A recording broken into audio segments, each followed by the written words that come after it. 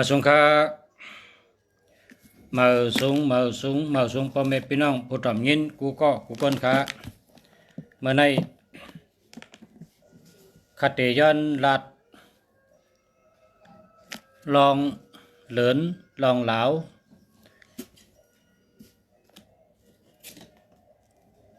ให้พ่อแม่พี่น้องเขาไล่หูไล่ยินเป็นข่าวใหญ่หลงในเมืองลุมพะก้วยกะมันเป็นมาอยู่ตาเสในข่าวมันเป็นอยู่ตาเสมันเป็นมาในกำผาในมันจะว่าตึกเป็นปอกในกันมันเป็นมาตาเส มันเป็นเมื่อคนเท่าเฮาลัดมาเมื่อซึกกำผาปอกสองเนี่ยนะเมื่อซึกกำผาปอกสองนี่เพราะว่าลาวนี่ตั้งเหลินนี่เข้ากันนี่แทงสองเหลินนะพอแทงสองเหลินก็ซึกกำผาปอกสองก็เริ่มตั้งแต่เป็นมานะครับในคนเท่าใครนี่เนาะในรายการสืบกรรมฮะกะ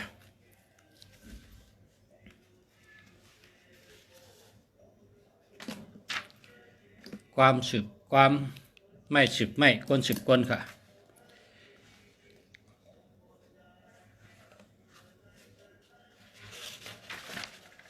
กำในซ้ำเมื่อวันที่24 3 เหลิน2 เฮง5 ปาก66วันที่24นี่ก็เป็นในมิกหลงเป็นน้ำมิกหลง พอตัวเนื้อสึกปืนมันนี่พอเหลาตั้งเหลือนี่เข้ากันเมื่อแล้วนี่มี2 เมลค่ะ1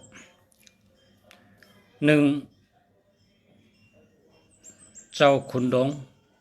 นอนเพเมื่อก่อนนี่มีขนอคำ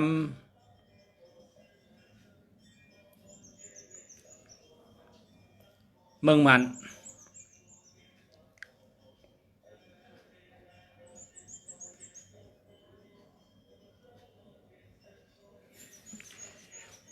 เมื่อขนอคำมันปิวโซที่นี่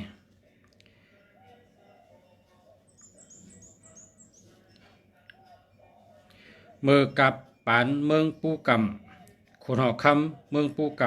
ำอันชื่อห้องว่าขนอคำปิวโซที่นี่ เพราะว่าลาวเข้าเดินไปนี่ก็นอนเพค่ะ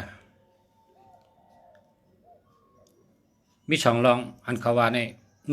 1คนออกคำเมืองมันนอนเพ2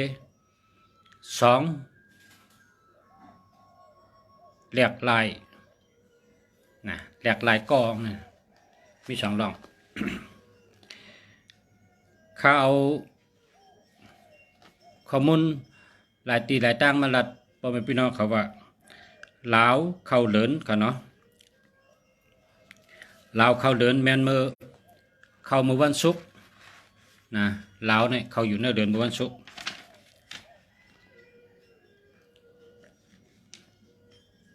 ์มีก้นมังกลาลาดลีว่าวันศุกร์ก็เป็นวันมีตังจอดเจอซื้อเจอเตะไรกินเดืองดูเดืองแต่ไรมักแต่ไรมีแต่ไรขึ้นใหญ่เหมือสูงแต่ไรเฮืองเปิ้งเสือแต่ไรกัดเย็นเสื้อสะแคมเตะนะครับ เพราะว่าเหล่านั้นมาเขาเหลินในวันศุกร์ข้อที่2สำหรับเป็นรองแหลกลายเจ้าใหญ่คุณหลง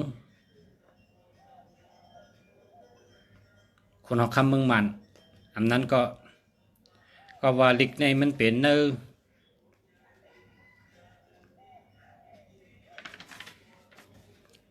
เมียมมาทะเลยุ่นปองจันนะมันแต่ไม่เนอเป็นตั้งมานขนาดเนาะ คุณ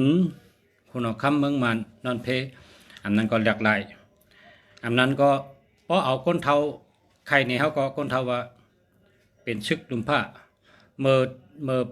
อเตเป็นชึกลุมผ้านั่นปอกสองนะคะนะที่ปนมานั่นมันเข้าเหไว้มันได้2 เดือนมาเตเป็นชึกลุมผ้านะครับ อันนั้นก็คนเอาคำเมืองมันนั่นตายเนี่ยเมื่อก่อนกะเมื่อเรื่องมีคนเอาคำมาเนาะแต่ว่าคุณลงเขาได้ดึงมิว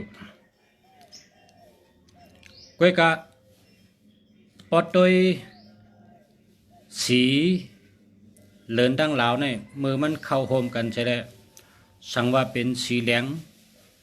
เหมือนเลือดไปเลยแต่อันนี้เป็นลองตึกกันนะครับ ใกล้กับปอกในแต่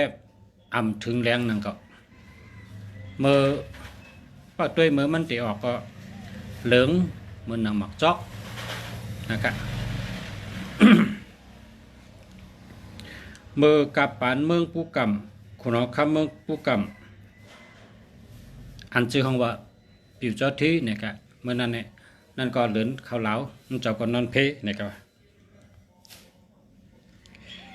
มือกับปานกุ้งป่องน้องต่อมินเนี่ยน้องต่อมินอันนั้นก็เป็นคนเอาคำนะนอนเพปอกหนึ่งแมนมือเหงเก้าปาก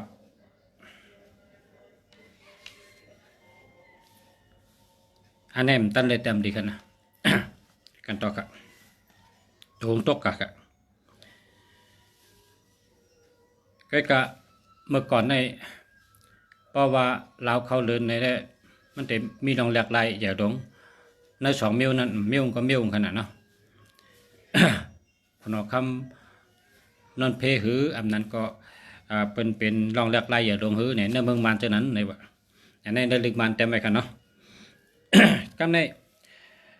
ข้าวยามอันลาวเนี่ยเตะเข้าเรือนนั่นเข้ามือ5 โมง 50กลางคำ5 โมง 57 นาทีซ้ำขึ้นออกกับมือ7 โมง 16 นาทีครับพอโดยอาขิงออกในซ้ำเลือนในเป็นวันจันทร์ลาวซ้ำเป็นวันพุธอาขิงเขาซ้ำเป็นกลางคืนเป็นขิงยาฮูเขาว่าจะไหนครับเพราะว่า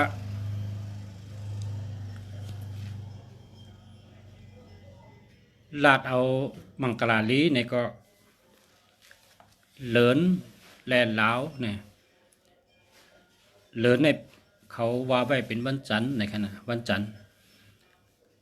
ลาวจำเป็นวันพุธอาขิงจำเป็นยาฮูนะครับเพราะไว้วันในเขาห้องว่ายาฮูขนาดเนาะ เขาวันชุกให้เนี่ยเฮก็เพราะเอาข้อกับมันดีก็ว่าเขาว่าเตะหมักเตะมีนะครับวันเมืองเตะหมักมีมันเป็นอันดีค่ะนั่นนะอันนี้ก็เขาเต็มไปทันทีหรือสินั้นก็เขาเตรียมซับแรงไว้มีอยู่แต่5 วันสั่งว่าลาวในป้องเขาเหลินญาวันแองกะปะเนี่ยเด้วันเมืองดูแล้วนะครับสั่งว่าลาวในป้องเขาเหลินวันพุธปะไหนจึงผู้หลักก้นจนใหญ่น้ำจนดึงผู้หลักดึงสั่งว่าลาวในป้องเขาเหลินวันพัดปะไหนเด้เป็นซึกกำผาเตะยาวปะเนี่ยเป็นลองซึกกำผาและตึกกันตายนั่นนะก็เพราะว่าเหลินเข้าลาวลาวเข้าเหลินในวันศุกร์ได้หวังว่ารู้แล้วในก้อย ช้ำแตงเพราะว่าลาวในเข้าเหลินญาใส่วันจันเนวันเสาร์วันนี้ได้เป็นซึกเป็นเสือตึกกันหำห้างนะครับนะในได้แต่ไม่ในลี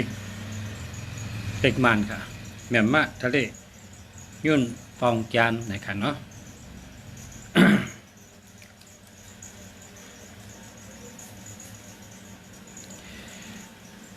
ก็เปิดเจ้านั้นแหละ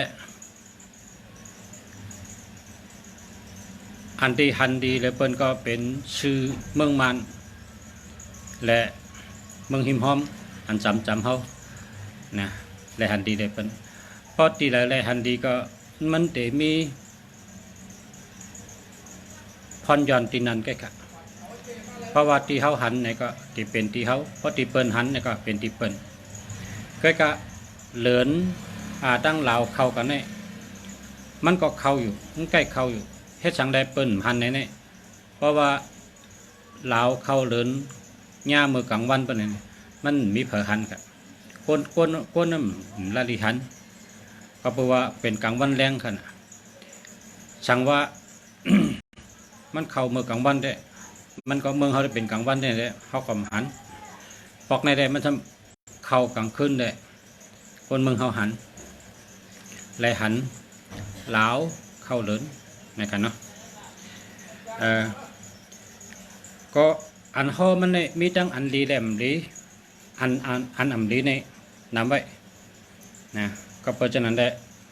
เขาเจ้าขึ้นรัดว่าคนวันศุกร์ก็เปิดวังเขาเงียวันศุกร์นะคนวันศุกร์คนวันจันทร์คนวันพุธนะโหลไลไวพิงไวทุ่งไวเจ้าวันเจ้าเมืองตึงพระวันผีเหมือนหนังว่าเฮ็ดป้อยฮับตอนคุณพี่คุณช้างเร่งดูจากกะมวยจุยเอวกอกับซ้อมอย่าหันเจ้าวันผลิตพัดกำภาวะ เฮ็ดจังไหนนำเฮาฮับเอาเป็นดองดีตั้ง สังก็ติถึงสร้างจานเนี่ยจำถึงเดือน5เนี่ยก็เฮาคนเขาก็คุกจะได้ว่าเฮาขานับถือศาสนาพุทธพระเป็นเจ้าเฮาก็นับถือผีเจ้าวันเจ้าเมืองเฮาก็นับถือคุณสางคุณสิกยาเนื้อตั้งนับถือเฮาก็จำเป็นดองอันนับถืออยู่มันก็หลอดเฮ็ดปล่อยสร้างจานมันก็หลอดเฮ็ดปล่อยสร้างจานก็เพราะฉะนั้นแหละ ผู้มีปุญพรเขาเจ้าปีในเถิกดีเฮ็ดเฮาคนเมืองใดหลอดแล้วเฮาปอเมคนเมืองเฮาปอผ้าเมเมืองใดมีตัวแคมสะเจอแคมสะทางหางกะทางหางมาทางหางเฮ็ดสร้างลองการตาหน้าตั้งดีก็สู่ลองกาตาไปตั้งการงานการขายก็เยาะสังก็เยาะตั้งแต่ตัวเหลียวในมือต่อถึงเดือน5และในปีเหง3 ปาก85เนาะตั้งปี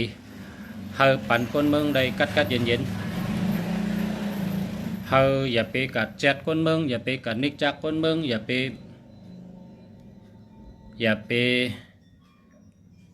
ปันเพกเข็นคนเมืองอย่าไปปันตั้งสุขจากคนเมืองเฮ็ดเธอ วันเมืองไรหลีเฮ็ดเธอวันเมืองไรหลีพร้อมกันไวพลากับชอมกับปันหลอดวันปริกหลอดบัดทันวันปริกพัดกำภาวะแล้วก็ไวผ้าไวผีไวเจ้าดีผีเมียดจำหนังทุ่งจำเผยทุ่งจำมันมีไว้อันยำเฮ็ดมาปู่เฮ็ดมายาเฮ็ดไว้ทุ่งจำมีจึงก็เฮยอ่อนกันขึ้นเฮ็ดกว่าลุ่มลากว่าสืบสังกะแคมเต็มทนเฮาขาติย้อนหังเป็นมังกรลีในกะว่าเขาเจ้าแนะนำจังได๋ เพราะว่าคุณสาง คุณพีเขาในเขาตีปันตามก้นเมืองเมื่ออันก้นเมืองเฮ็ดผิดก้อย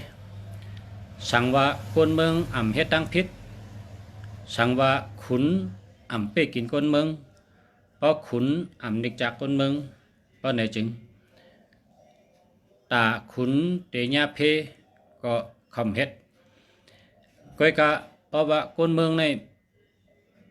เฮ็ดชื่อโยอยู่ก้นเมืองในเฮ็ดการดีผูกซ้อมเฮ็ดไทยเฮ็ดสนเฮ็ดการหากินเลี้ยงต้องหลีงามๆได้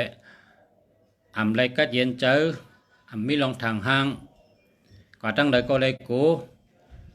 มีเพน้ำปะไหนจึงคุณผีคุณสางในเขาเตปันตามขุนเมืองอันอุปเปิงวันเมืองนั่นเขาเตปันตามเจ้าหนังอันขุนป้านนั่นไรเฮ็ดพิษในคนเมืองน่ะเพราะว่าคนเมืองในเป็นปอผ้าเมเมืองกำนำในไรขามดังขุนนิกจักเพราะว่าขุนนิกจักตัวไหนก็ไหวเหลองนิกจักนั่นในแรกอันนี้ได้มีเผยจอยขุนปั้นไรขุนเจอนั่นไรขุนจุ่มเจอนั่นไรแต่ญาตั้งผีปันตำอันนี้เป็นเช่นนั้นครับ อันนี้ลองเตะเองครับลองเตะเองครับเนาะก้นเฮ็ดพิษเย้าผีจังก้อยปันตำอันนี้ได้เป็นทุ่งจำมันครับสั่งว่าเขาข้าอำเฮ็ดพิษเป็นเขาข้าเป็นเจ้าเป็นขุนเป็นลงปองจึงวันเมืองปะเนี่ยพอเขาข้าอำเฮ็ดพิษเขาข้าก็หักก้นเมืองปั่นก้นเมืองกว่ามาลอดแล้วปั่นก้นเมืองเฮ็ดลองหลู่ลองต้านไว้ช่างจานก็ดีก้นเมืองไขวันปริพัดกำภาวะหลอดปัดทันกูเมียวกูเปิงก้นเมืองเฮ็ดช่างก็เฮ็ดได้การนั้นตัดได้อยู่ดีกินวันแต่วันเมืองก็เจนแต่วันเมืองหลอดเพชรนั่นปั่นก้นเมืองเฮ็ดดีๆงามๆป้อมมีขุนป้าอะไรกะห้ามมีขุนป้าอะไรกะนิกจักปะนี่ก็มันก็ป่นกะอะไรง่ายๆดีๆครับก็กาสั่งว่าศึกจุ่มเหลอเมือกก้นเมืองเป้กินก้นเมืองตีก้นเมืองมัดก้นเมืองนิกจักก้นเมืองก็ เตะได้หันนะครับนะเตะได้หันเนี่ยเพราะเอาก้นเท่าลัดงานเท่าขาได้ยินก้นเท่าลัดเนี่ย2 เดือนไปเนี่ยถึง3 เดือนนะที่หึงสุดก็ถึง3 เดือนก็เตะได้หันลองอันพีเตปันตามก้นนั่นยาวนะเพราะว่าเฮ็ดเมือกกว่าก็เพราะฉะนั้นแหละอย่าไปเฮ็ดเมือกอันเจออันมีนาตีปุนพรเป็นคุณเป็นมั่งในก็โหลได้หักก้นเมืองอย่าไปนิกจากก้นเมืองอย่าไปเป้กินก้นเมืองนะเพราะว่าเป้กินก้นเมืองพอนิกจากก้นเมืองพอปันตั้งใหม่ก้นเมืองนี่แต่ได้หันจะลองธรรมชาติปันตาม ยังมีแทงอันหลักหลายแทงอันหนึ่งในวันที่24นั่น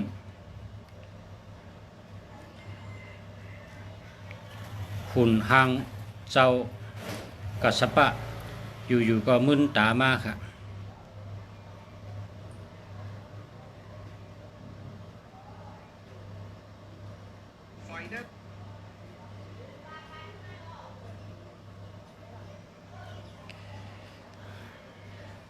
เนี่ยหางในเป็นหางหุ่นหางอันโกนเฮาขาดสร้างขึ้นมาเฮ็ดหน้าท่าโกไก่ปียาวข้าวหึงก้อยกะมือวันอันเลินตั้งเหลาเข้ากันเนี่ยหุ่นหางอันนี้มึนตาขึ้นมาค่ะนี่อันนี้มึนตามาค่ะนี่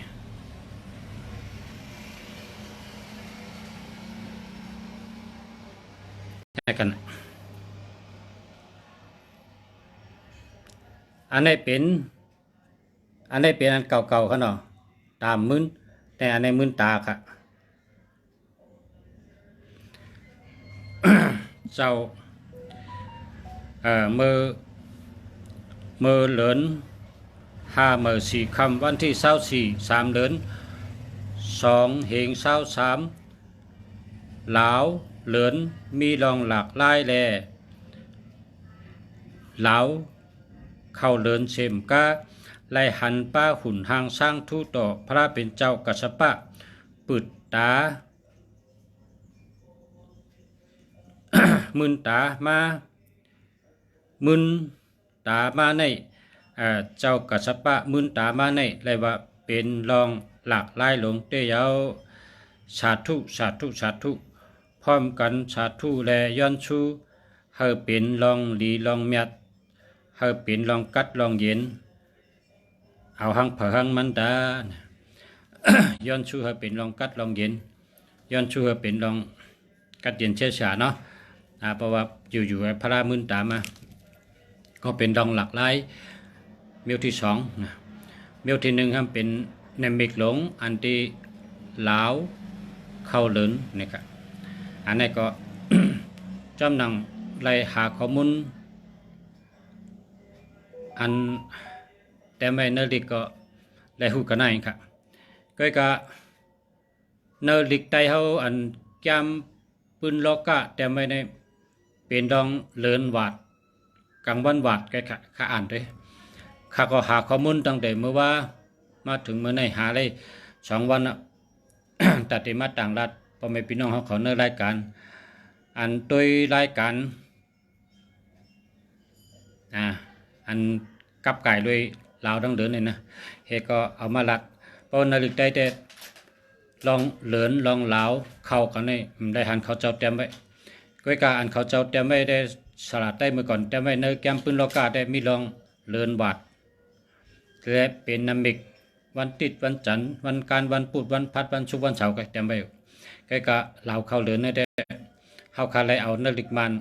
มาต่างรัฐครับมันก็เขาก็เตรียมไว้ลองว่ามี2 เซนมี2 เมลเหมือนกันเมลหนึ่งก็ว่าติเป็นดองดีก็เปิดว่ามันลาวต้องเดินในเขาว่ามันอันเดินในเป็นวันจันทร์เนี่ยว่าเดินในเป็นวันจันทร์ลาวในเป็นวันพุธการทำขิงเขาทำเป็นกลางคืนทำเป็นขิงยาฮู้กัดเตอร์ลาวเตมักเตมีเนี่ยคองได้ค่ะเนาะแกก็แทงคองซ้ำในจามเขาเจ้าเตรียมไว้ว่ามือมันเป็นมาตีป่นมาเนี่ยขุนมันเขาเนี่ยเลยตายกว่าใช่ไหมคะป้อมตายก็มีดองหลากหลายนึกขุนมันเมื่อปันกูปอกเมื่อกูปอกในมันมีขุนหอกคำหลายเจ้าหลายป้าค่ะเนาะเหมือนกันกูเมืองใดก็มีขุนหอกคำเมื่อกูปอกนะการในลึกใต้เขาในมีอยู่ก็อันเขาเจ้าเตรียมไว้แต่เขาคำไปเลยหันปิญญาสีใต้เขาคู่หมอใต้เขาเตรียมไว้เขาหลีขึ้นหาด้วยขึ้นลึกใต้เขากูปอกลึกเก่าลึกหมอนเลยนะลองเหลาตั้งเหลือในเข้ากันแล้วก็เป็นหือมาในเป็นเต็มไม้ไปในศึกปืนใต้ก็มันต้องมีนะมันตื่นมีเพราะว่าใต้ก็เป็นก้นเครือหนึ่งนะมานก็เป็นก้นเครือหนึ่งมานเขาได้เขาเตรียมไว้ฮะนะในก็เลยมาต่างราดปันว่าเจออันเป็นขุนเป็นมีกองในมือว่ามันว่าใต้เนาะตั้งแต่ในการในเฮาเฮ็ดตั้งดีนำเฮาหลอดบัดทานเฮากับชอมยานสังขายก็วันปริกพัดกำภาวะวันปริก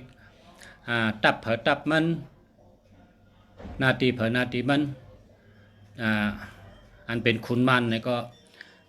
ก็ย้อนเฮาช่วยมันเฮ็ดปล่อยสังกันเปียวๆซื่อๆอย่าไปห้ามคนเมืองอย่าไปตีคนเมืองอย่าไปนิกจากคนเมืองอย่าไปปันตั้งใหม่คนเมืองให้คนเมืองได้เฮ็ดเจาะเปียวๆซื่อๆจำหนังทุ่งจามมีมาทุ่งจามจะเมื่อมื้อซึ่งก่อนมีไว้พิงทุ่งอันดีนะก็ให้ได้เฮ็ดกัดเย็นกว่าตั้งเลยก็เฮรอดเพอย่าไปตีอย่าไปมัดอย่าไปแจดอย่าไปทำเหตุการณ์ทางก็เย้ากาตั้งเลยก็เย้าเฮาอดเฮาเยือนกันนะเฮาเยือนกัน